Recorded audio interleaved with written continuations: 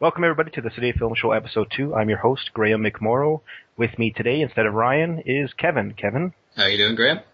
That's Kevin Fraser. He does the City Strip on the City of Films. Brian's not here today, as I said. He's going to be on the next show, where all three of us might be taking part in conversation. But right now, he's probably off somewhere watching baseball, trying to stay awake at the same time. He works hard. Now, the City Film Show, Episode 2. Well, Episode 1 happened. Kevin, what did you think? I thought it was great. I listened to it several times. Well, we got a few emails from people saying they liked it as well. That was nice. We'll read a few of those later. We have some questions from people and the new keyword for the City Strip contest. I thought we would just start off by introducing Kevin some more, because this is probably the first time anybody's heard you. So yeah, what can you say, Kevin? What do you do? How do you do it? And why are you doing it for the City of Films? Go. Well, I'm the cartoonist for the City Strip. I do it with a pencil, and I do it, and I do it because Graham blackmailed me into it, pretty much. Well, we were just talking off air, and you mentioned that comic number 60 is coming up. It is. 60 comics. That's pretty good. It is pretty good. How many did you do before you quit? 61. Unprofessional. With Kevin, we actually met at film school. Kevin, what do you have to say about that? What memory do you have most fondly of you and I sharing time at school? I don't know. I remember when we both, because the way it worked out is you would arrive, I think it was Sunday night, was it? On a Sunday, yeah. I think so. Yeah, and it was the evening, and you had your orientation, and then they sent you to your rooms. And I'll just interrupt right there. It was the worst thing ever, because we got there. It was 8 o'clock, 9 o'clock at night. Mm-hmm. We did an orientation. Then you met your buddy who you were rooming with, a complete stranger you've never met before, and you were sent off to bed. We'll have to dedicate a whole episode to that one day, because there's a lot of moments from back then. Do you have a favorite comic that you've done out of all? Out of all of them so far, if you had to show somebody your single favorite comic from the City Strip, so they would hire you for a better job, what would it be? Oh God, I don't know. If from an artistic standpoint, I think the Halloween 3-parter. That's 3 comics, so I guess I'm cheating a bit. But I really like.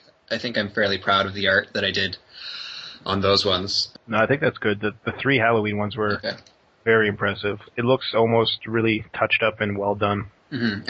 I probably put a little more effort into those ones. And I think those 3 that you had to do in a week, it's because of those that you've decided you don't work in December. So yeah, no. you take time off. That's my time. That's my me time. Do you think you'll do another 3-parter in Halloween? Sure, why not? I probably won't do one quite so long. Can you promise us right now?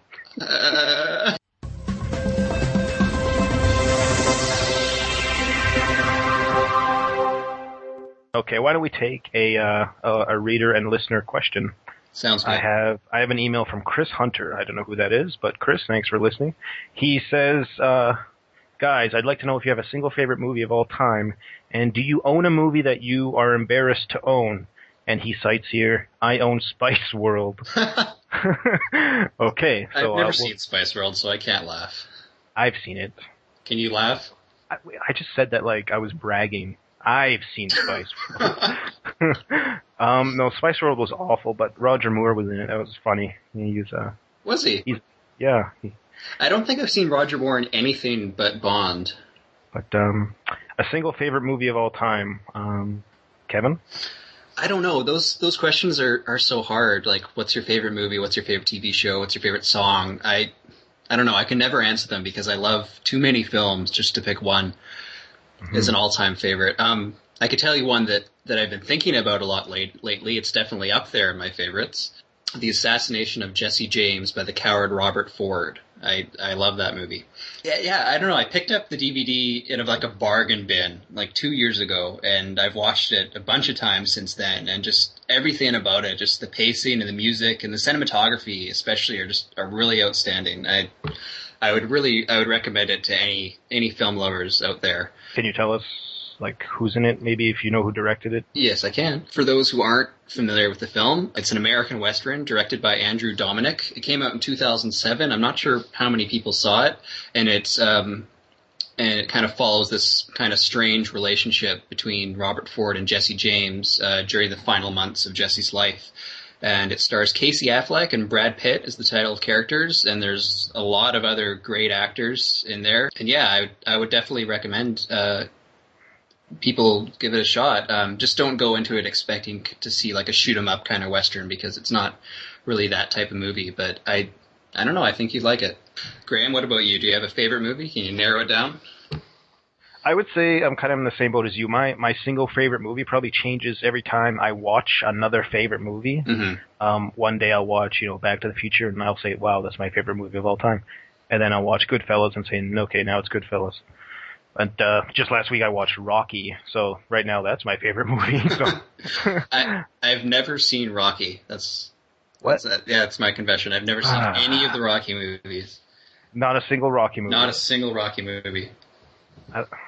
I know. I'm a terrible person. You'll hurt your permanent. See, I don't get that reference. It's lost on me.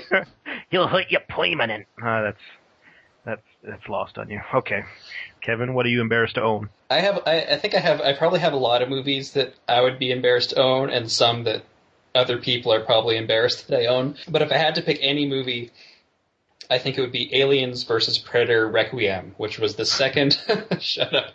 Which was the second Alien vs. Predator movie. Oh, it's just a terrible, terrible film, and I know why I got it, because I'm one of those people who I need every film in the series. So yeah. I think they call them suckers. Okay, my movie, I'm just looking at my shelf now, and I can tell you it has its own section just by itself sitting there, and that would be the Garfield movie. I own that on DVD. It wasn't a gift. I purchased it. You went out to a store and I didn't leave my house knowing I was going to get Garfield. I was in a store and there was a bin and there was a lot of movies in there. And I'm not going to say that Garfield was the best out of all. I'm just saying I looked at it. I was curious. I remember I thought, this will be good for a laugh. It wasn't good for anything. Let's take another email. Alice A. Okay. Alice A. That sounds like kind of like a fake name, like L. Simpson, or I don't know, Lisa S. She says, besides writing on the site, do any of you do your own writing, like movie scripts or TV pilots? No. Well, you do writing, I guess. The comic there. Well, yes, yeah. Aside from the comic and my other comics that I do, I don't think I do much writing. Mm-hmm. What about you, Graham? Do you write any scripts? Well, firstly, I don't consider myself a writer, because I think to be a writer you have to write full time and like doing it a lot. I know I write for the website and I write the comics, but and I guess some form of production goes into this show. But my own script, my own scripts and specs, I do write that type of thing, but I usually just put it away, and it's not really for anybody but me, which it doesn't bother me. I'm not scared of rejection. It's just that I kind of hate that world you go into after you've written something and you want to get out there. It kind of seems shady. Mm-hmm. Like all these celebrity-riddled get-togethers of industry folk patting each other on the ass and taking wannabe money.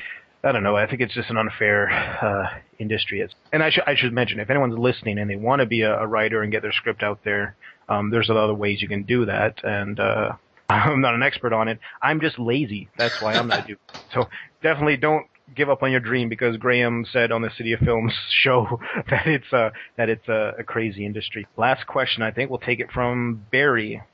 Barry, he says, enjoy the show, guys. Just a short comment, though. I was kind of hoping that more would be known about the movies. And then in parentheses, he says, either from reading synopsises or watching trailers.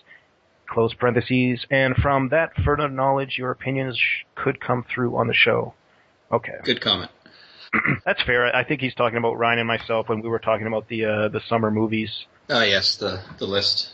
Yeah, well, as much as I want this show to be educational, I guess I put some faith in the listener to know a little bit about the movies we're talking about. But if you haven't heard of them before, hopefully us mentioning them will make you go to the website or IMDb. But I'll try my best to inform you from now on. Thank you, Barry, for that question or comment. If you have questions, email us, mail@cityoffilms.com, or visit the website and click on the pretty white envelope on the front page. Questions from people. Those are fun.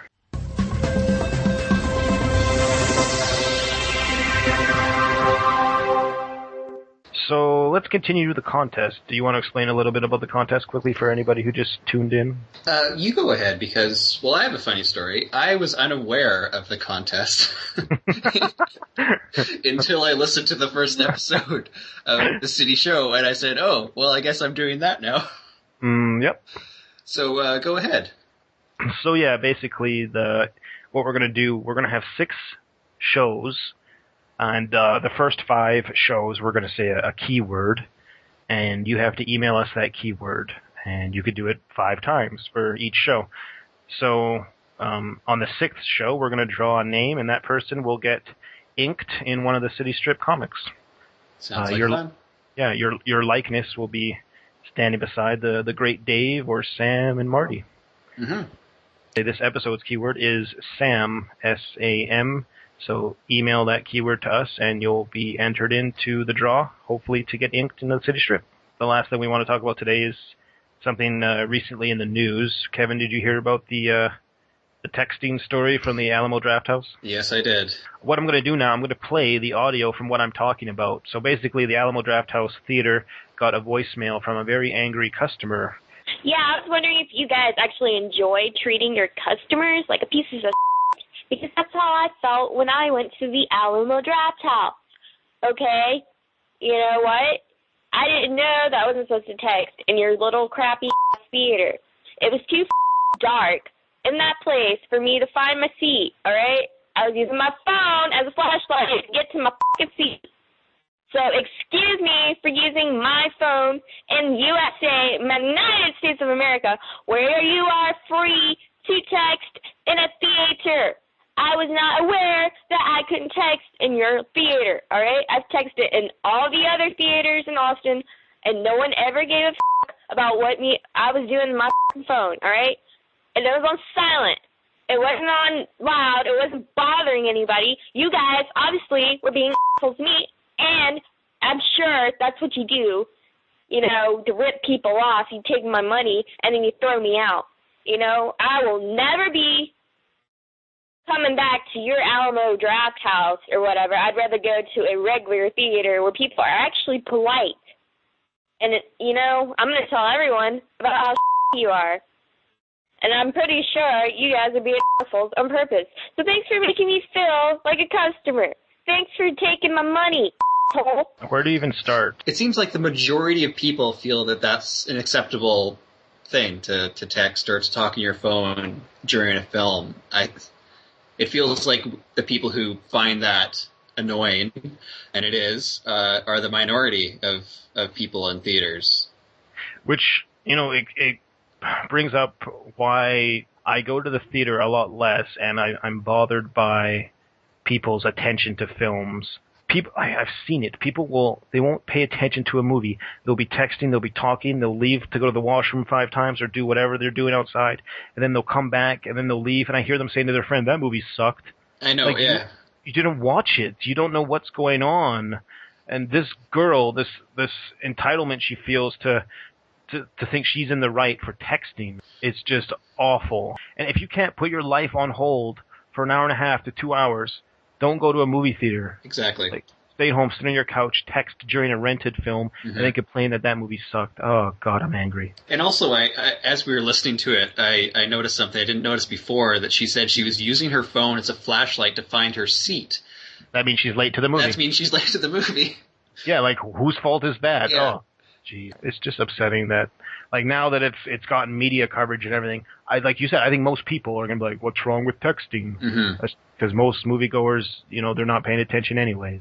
Another thing is, when people bring their babies to a movie, if you couldn't get a babysitter or you can't afford one, but you can still afford a movie for some reason, or you're just too lazy,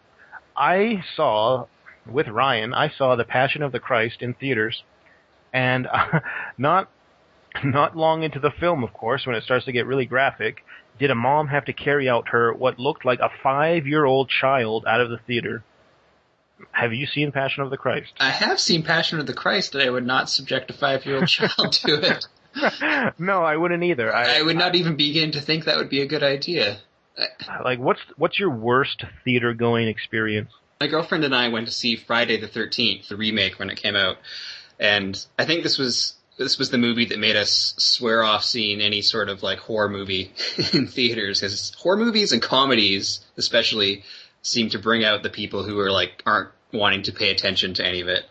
Mm-hmm. And we were watching Friday the 13th, and these guys were like hooting and hollering behind us and stuff, and we just kept like, we could like smell them from where we were, and it just like they like reeked of like weed and booze, and they just got more obnoxious as like the movie went on, and we were both just like sitting there like fuming. And it's stupid because like the type of people who are doing that are the type of people who aren't going to react when you're like, could you please be quiet or shut up or something. They like, that's not going to work on them. If anything, it's going to make them be more obnoxious. So we just kind of sat there fuming. And at the end of the movie, they left, and the usher came in and was like cleaning up and stuff, and he was sweeping out their seat, and I think there were like 2 bottles of Jack, empty bottles, like just came flying down the aisle. And he was like, "Oh, someone's been busy." Well, yeah. Yeah, that's another thing. Why don't we bring bouncers into the movie theater? Let's just have one guy in black standing at the front of the theater, just looking out at everybody. He can enjoy the film every so often, but you know what? He could be looking out there. He sees a phone light go on. He's over there. You're out. Anybody talking, they get a finger snap like that, and that's a warning. They talk again, you're out. Like, I'll never understand how people, they don't know how to whisper. They don't know how to turn their phones off. Nobody goes to a movie to watch a movie anymore.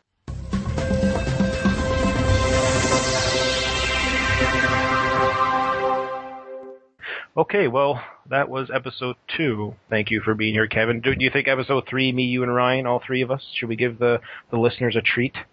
I think it would be an amazing treat for the listeners to hear all 3 of us blabbering at once. Yeah. Bye, everybody. Goodbye.